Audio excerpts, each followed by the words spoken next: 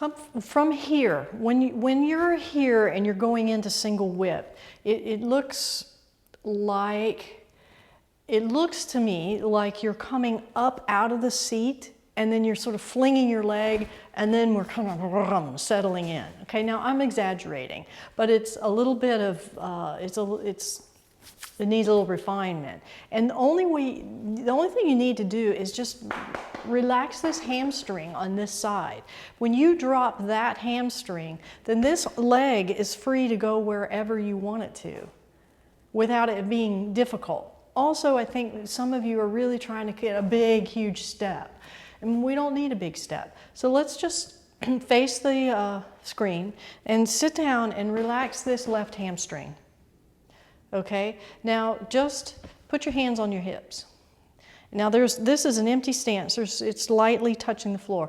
And I just want you to turn your dantian a little bit. I'm sort of experimenting here.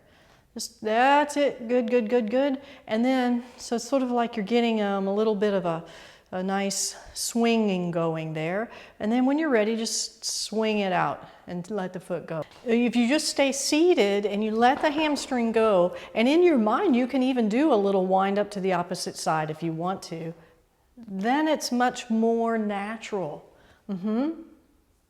Good. And your arm now is acting as a collaborator here in the momentum. So this arm has to be extended out in front. If you have it collapsed, you're losing this lever arm. If you have it out here and your elbow's connected to your knee and your hand's connecting to your foot, it's almost like the arm helps to bring it out for you. There you go, Helen.